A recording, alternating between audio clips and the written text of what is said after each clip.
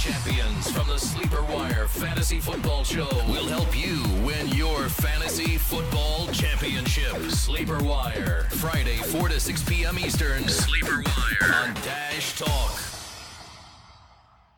Hey everybody, before we start the show, I just want to tell you once again about pristineauction.com. Daily auctions ending every single night with hundreds of items perfect for your man cave.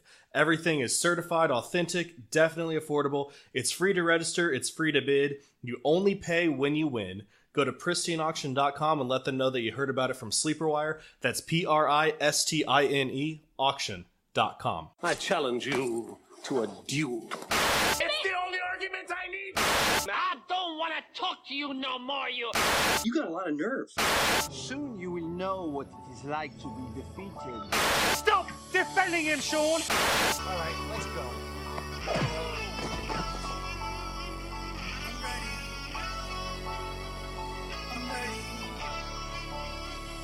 I'm ready for all.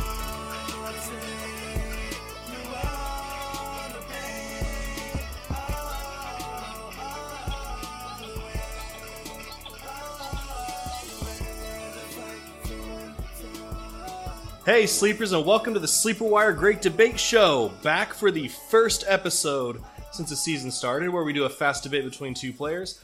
I'm your host, Professor Chris, and you can find me on Twitter at CMORSleeperWire, and with me is my wonderful co-host Nick Summerall at SleeperWire Nick on Twitter. Nick, what's up, man? Hey, what's going on, guys? Look at us doing a first great debate of the regular season.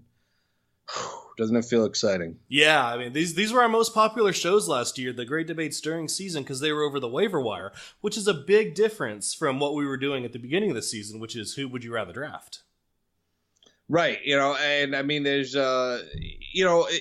honestly, as a lot of people say, you start your league with the draft, but you don't win through the draft. No, it's really absolutely through the waiver wire. Yep. Mm-hmm.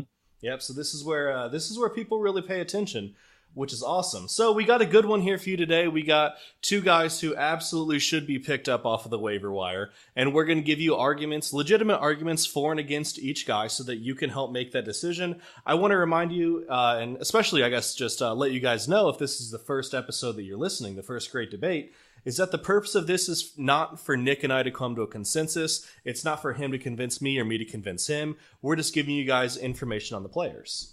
Right, absolutely. And, honestly, if I could just say this, I mean, both of these guys, I really like, actually. So, this is one of these episodes where I'm going to be behind probably both of these guys. It was really hard for me to come up with an argument for the opposite guy. Yeah, absolutely. I was the exact same way. So this is going to be a good one. We got two rookie wide receivers who absolutely shined in week one. We got Kenny Golladay versus Cooper Kupp. I've got Kenny Golladay. Nick has Cooper Kupp. And Nick, why don't you get us started here? All right. So Cooper Kupp. Sometimes I say Cooper Coop because it sounds better, but it's Cooper Kupp. Let's get into it, guys. So the thing with Cooper Kupp is when he got drafted by the Rams earlier this year, the hype was already started because the Rams had virtually nothing in the receiving game. But Cooper Kupp wasn't he's not a big guy. He was going to be the typical slot receiver role. Then they had Robert Woods that they had added in free agency, and then they got the trade for Sammy Watkins. I thought the Watkins trade was really going to help Cooper Kupp because you see that Watkins got the main coverage even against the pitiful Indianapolis Colts defense. Yes, in Sunday's game. So Kupp finished with 4 catches, 76 yards, and a touchdown, and that was off of 6 targets that tied the team for receiving targets. Listen, the guy, like I said, slot receiver, normally that's the type of guy who's going to be your possession receiver. In PPR leagues, this is where a guy like this can be really dangerous and rack up a lot of points quickly, even without the touchdowns. Standard, I'm not as high on, I'll be honest, but in the half point and full point, that's where I want him. This is where he's going to benefit your team. I think he's just going to be a workhorse. And, we always say it starts with the guy throwing to the receivers. Well, let me tell you, Jared Goff, I think he's going to have a better year this year than last year. Last year, was his rookie year. We all have to remember that. No, I mean, but not many quarterbacks start off their first rookie year as a great quarterback. I mean, look at Peyton Manning. I'm not comparing them. I'm not saying Jared Goff will be Peyton Manning. But all I'm saying is Peyton Manning wasn't Peyton Manning in his first year. And Jared Goff, All right, guys, there you got Nick's arguments for Cooper Kupp. I'm going to go ahead and jump into the rebuttal here. All right, so I'm going to concede that Cooper Kupp had a great game. He absolutely did. 4 for 76 and a touchdown, as you mentioned, while the Rams destroyed the Colts, which absolutely sucked to watch as a Colts fan.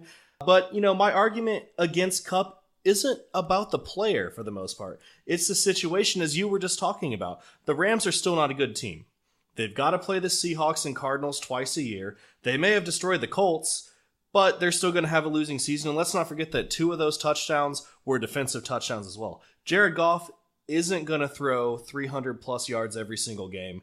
In fact, he didn't have a single game over 300 in his 7 starts once he took over last season. Yeah, I know it was a rookie, but you would think at least one of those would have been a decent game. But no single game over 300 yards last year. And, playing against a terrible Colts defense, that doesn't give me a whole lot of optimism about Jared Goff being someone that you can throw in there. I mean, obviously, I don't think you're going to be starting Jared Goff, but at the same time, like you said, it starts with quarterback play, and I think that's going to affect Cooper Kupp. The only other thing I'll argue is this, and it's only because we're talking about both Kupp and Golladay. Kupp has a slower 40 time, a shorter vertical jump, a shorter broad jump, and shorter in all the other drills as well. So if you're trying to decide between these two guys, I'm going to go for the one with better measurables and a much better quarterback, who I'm about to talk about here in just a minute. All right, guys, let's go ahead and move over to Kenny Golladay. All right, so Kenny Golladay, standing at 6'4" and 218 pounds, 35.5-inch vertical leap. He is the most physically imposing wide receiver on the Detroit Lions. He's a big target with arms long enough to match. At Northern Illinois, he was chosen to the All-MAC teams in 2015 and 2016, going for well over 1,000 yards each season, 18 total touchdowns, or receiving touchdowns in those 2 seasons as well. Coming into the NFL draft this year, route running was his weakness. Well, I think he's shown that he's capable of getting some separation. And based on his first game, he is already a weapon in the Lions offense. This week, 4 catches on 7 targets for 69 yards and finishing as the number 3 wide receiver in PPR after Antonio Brown and Tyreek Hill, because he also caught 2 touchdowns. 7 targets was second on the team this week. Golden Tate led the team with 12 targets. Marvin Jones and Eric Ebron only had 5 total. Jones had 2, Ebron had 3. There is something about this guy that Matthew Stafford likes. 7 targets in your first game when you are a team's wide receiver 3 is a pretty telling sign. Golladay may be the 3rd wide receiver on the depth chart, but it is very possible that he ends up taking the wide receiver 2 role from Marvin Jones. One of his touchdowns came on a beautiful diving grab for a 45-yard touchdown. The other was a 10-yard pass, which means that Stafford is both comfortable throwing it deep to him and also utilizing him in the red zone. Both of those are very good signs, and they point to Golladay being someone that should be rostered. You may not want to play him every single week, but there's no reason that Kenny Golladay should go unclaimed. I also want to point out that both of Kenny Galladay's touchdowns came in the 4th quarter, which is crunch time. The Lions technically were up, but they were only up by 5 points when Stafford threw the first touchdown to Golladay. All right, Nick, let's get that rebuttal. All right, so you brought up a lot of good points about Kenny Golladay. Here's the thing. I mentioned earlier in today's show that I'm not really against Golladay. There's only a couple things that concern me. One being that, listen, the Cardinals looked like a disorganized team out there. They didn't scare me. And as you mentioned, the touchdowns came in the 4th quarter. Yeah, it was crunch time. Yeah, they were only up by 5, but they were up. Not to mention, the whole momentum of the Cardinals went downhill as soon as David Johnson went down. That's when the team just decided, we just cannot win this one anymore. But as it relates to Golladay, I see him more as the kind of boom or bust player week to week. I worry about starting him week in and week out. And it's only week 1. Listen, there was all the hype in preseason that said that Golladay was going to get the work. And yeah, okay, fine. He's with the starters. He's the wide receiver 3. Maybe he'll push Marvin Jones to be the wide receiver 2. But I think in comparison to Cooper Kupp, I think that Kupp is a guy you can play week in and week out. That's the difference, I think, for me between the two. Golladay, yeah, he's a better play, I think, in standard. But PPR, even though they had the same amount of catches, and even Golladay had one more target than Kupp. Before we wrap it up with our final thoughts, I've got one more thing to mention. I'm giving a special shout out to another sponsor of the Great Debate Show, Fantasy Champs. We have a special offer for 10% off an order at fantasychamps.com. They offer the absolute best hardware for your fantasy football league. They have championship trophies, championship rings, championship belts, and they even offer a loser trophy for that person who finishes in last place and you want to humiliate them. Go on to fantasychamps.com, use the promo code SLEEPERS for 10% off your order. All right, Nick, let's go ahead and get back to Cooper Kupp. Why don't you give us your final thoughts on Cooper Kupp? Okay, so there were a couple of things you mentioned in there that I'm just going to disagree with off the bat.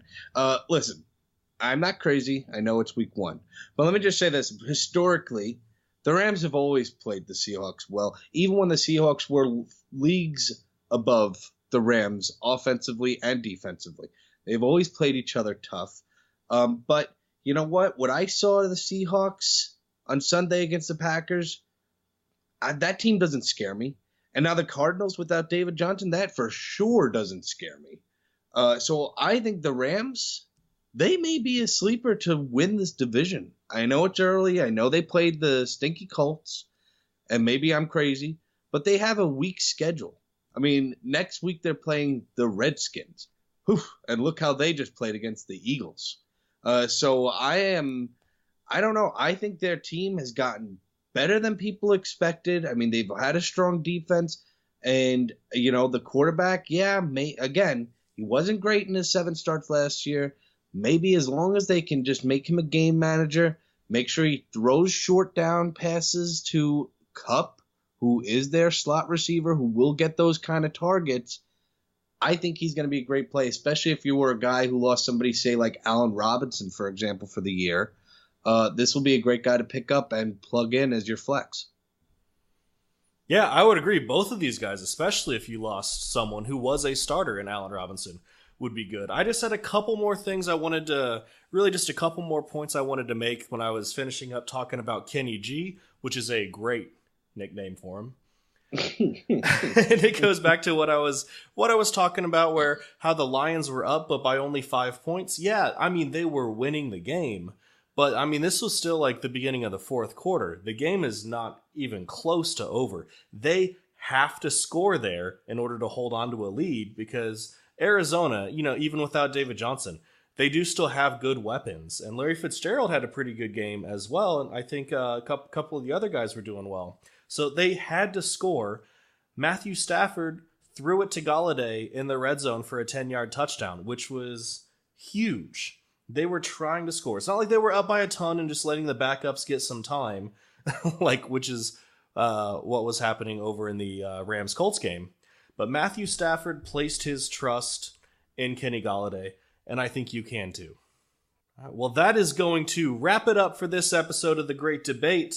Couple things before we go. I want to encourage you guys to go to SleeperWire.com, check out our weekly rankings, and submit a question to the SleeperWire crew.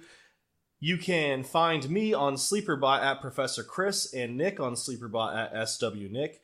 On the Fantasy Life app, I'm on there at Professor Chris, and Nick is SleeperWire Nick, and you can also find me on Instagram at Professor Chris SW.